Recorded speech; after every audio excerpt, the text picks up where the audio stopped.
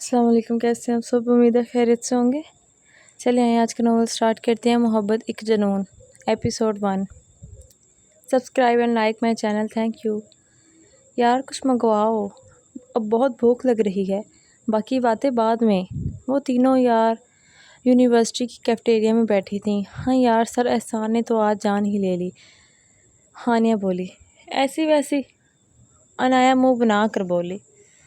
اب کل پریزنٹیشن ہے، نہیں دی تو قتل کر دینا ہے انہوں نے۔ اف، بس بہت بھی کرو رونا، بس بھی کرو رونا، پریشے بولی۔ اور کچھ منگواؤ۔ پھر عنایہ نے بچے کو اشارہ کیا اور پھر عنایہ آرڈر دینے لگی۔ لنچ کرنے کے بعد وہ کلاس لینے چلی گئیں۔ ان تینوں میں گہری دوستی تھی۔ اسکول کے زمانے سے وہ تینوں ساتھ تھیں، تینوں میڈیکل کی لاسٹ ایئر میں تھیں۔ یونی کی چھٹی ہونے والی تھی کہ بارش شروع ہو گئی۔ وہ لائبریری سے نکلی۔ او گاڈ، اب کیا کروں، بارش شروع ہو گئی ہے اور یہ عنایہ اور ہانیہ بھی نظر نہیں آ رہی۔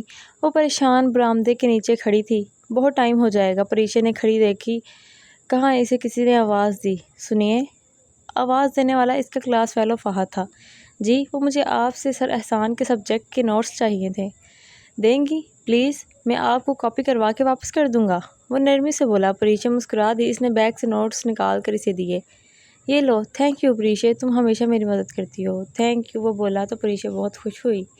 اسے ڈیسنٹ اور سلجھا ہوا فہد بہت پسند تھا۔ اٹس اوکے فہد، اگر کہو تو میں اپنی بائیک پر تمہیں گھر چھوڑ دوں۔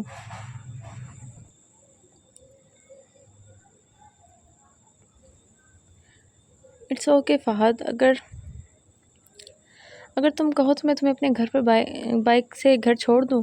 فہد نے آفر کی۔ نہیں نہیں، گاڑی آتی ہوگی میری، پریشے نے کہا تو فہد مسکرایا۔ اوکے، ایز یو وش، وہ چلا گیا۔ بارش اب تھم چکی تھی۔ وہ یونی گیٹ کی طرف چل دی۔ فہد کو پتہ تھا کہ پریشے اسے پسند کرتی ہے اور پریشے اچھے خاصے امیر گھر کی لڑکی تھی، لیکن فہد ایک مڈل کلاس فیملی سے تعلق رکھتا تھا۔ فہد اگر پریشے سے شادی کر لیتا تو اس کی لائف بن جانی تھی، وہ نہ اسے پریشے سے کوئی دلی لگاؤ نہ تھا۔ فہد نے اپنے دوست عزیز سے یہ بات شیئر کی۔ یار اگر میں اس سے شادی کر لوں تو میرے سارے پرابلم حل ہو جائیں گے۔ اس کی ماں باپ بھی نہیں ہیں اور ساری جائیداد اس کے نام پہ ہے، اور وہ رہتی بھی اپنے پھپھو کے پاس ہے، اور وہ بھی کم نہیں، بڑی تگڑی اسامی ہے۔ کیا تو شور ہے کہ وہ تجھے؟ ہاں یار، میری آنکھیں دھوکہ نہیں کھا سکتیں، اور ویسے بھی لائکنیس تو پتہ چل جاتی ہے، فہد نے پر یقین انداز میں کہا۔ پھر تو ٹھیک ہے، کوئی مسئلہ نہیں۔ تو بتا تیری لائف کیسے چل رہی ہے؟ یار میری والی تو ناراض بیٹھی ہے، اسے لگ رہا ہے کہ میں منانے جاؤں گا اسے۔ ہاں پاگل، اسے لگتا ہے کہ میں سیریس ہوں اس کے لیے۔ فہد بھی ہنسا۔ بہت کمینہ ہے تو، اب بتا کیا کرے گا؟ کیا کروں گا، دوسری دیکھوں گا، اس نے آنکھ دبا کے کہا۔ تو دیکھو، ہاتھ کے ہاتھ مار کے ہنس دیے۔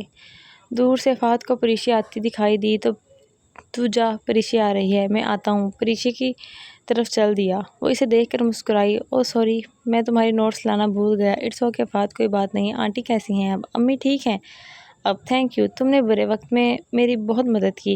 اگر تم مجھے پیسے نہ دیتی تو فہد نے مصنوعی اداسی سے کہا۔ وہ اس سے کئی بار اپنے گھر کے چھوٹے مسئلے بتا کر اسے پیسے بٹور چکا تھا۔ یہ تو اچھی بات ہے، اور آئندہ تھینکس نہ کہنا، ہم دوست ہیں۔ وہ تو ہیں، میں تمہیں تمہارے پیسے بہت جلدی لوٹا دوں گا، بس یہ 2 ماہ گزر جائیں، پھر تو تم دونوں کے ہاؤس جاب سٹارٹ ہو جائے گی۔ وہ کیفیٹیریا کی طرف چلتے ہوئے بات کہہ رہے تھے۔ تمہیں میرے پیسے لوٹانے کی ضرورت نہیں ہے، پریشے بولی۔ تو فہد بولا، ایک بات کہوں؟ ہاں کہو۔ پریشے، تم مجھے بہت اچھی لگتی ہو، وہ ہنسی۔ تھینک یو، اگر میں یہ کہوں کہ میں تم سے شادی کرنا چاہتا ہوں؟ پریشے یکدم چونکی۔ وہ اس کا ہاتھ تھام کے بولا، ول یو میری می؟ پریشے نے اس کی طرف دیکھا، دل زور سے دھڑکا تھا۔ کیا دعائیں ایسی بھی قبول ہوتی ہیں؟ اور پھر پریشے نے ایک سیکنڈ نہ لگایا ہاں کرنے میں۔ وہ آج بےحد خوش تھی، اس نے جسے چاہا تھا وہ بھی اس کو چاہتا تھا۔ پھر ایک دن فہد نے اپنا رشتہ بھجوایا اس کے گھر۔ پریشے کی پھپھو کو وہ لوگ بہت لالچی لگے۔ ان کا ارادہ انکار کا تھا، پر اپنی اکلوتی بھتیجی کی ضد کے آگے انہیں ہار ماننی پڑی، اور یوں فواد اور پریشے کی منگنی کر دی گئی۔ چند ماہ بعد ان دونوں کی ہاؤس جاب بھی ختم ہو گئی تھی، تو پریشے کی جاب ایک گاؤں میں لگی۔ پھپھو نے منع کیا، وہ اس کی بے انتہا خوبصورتی سے ڈرتی تھی، مگر وہ گاؤں کے لوگوں کی مدد کرنا چاہتی تھی، یہ اس کا خواب تھا، اور اسی مقصد کے لیے اس نے گاؤں جانے کا فیصلہ کیا۔ ملک وجاہت کو نئی ڈاکٹر کے بارے میں معلوم ہوا تو وہاں کافی سہولیات دی گئی، چھوٹا مگر صاف ستھرا گھر، اور اپنے نوکروں کے ہاتھ سے کھانے کی دعوت بھی دی۔ پریشا کو وہاں کافی سہولیات دی گئی تھیں، چھوٹا مگر صاف ستھرا ایک کمرے کا گھر تھا اور ایک ملازمہ اس کے ساتھ 24 گھنٹے کے لیے رکھی گئی۔ پریشا نے ان سہولیات کے بارے میں ملازمہ سے پوچھا تو وہ بولی، ہمارے گاؤں جو ڈاکٹر وغیرہ آتا ہے بی بی تو ملک صاحب اسے ایسے ہی سہولیات دیتے ہیں، انہیں عزت اور احترام دیا جاتا ہے۔ اچھا اور آج ملک صاحب نے آپ کو دعوت پہ حویلی بلایا ہے۔ آپ کو ایپیسوڈ اچھی لگی ہے تو پلیز لائک اینڈ سبسکرائب ضرور کریں۔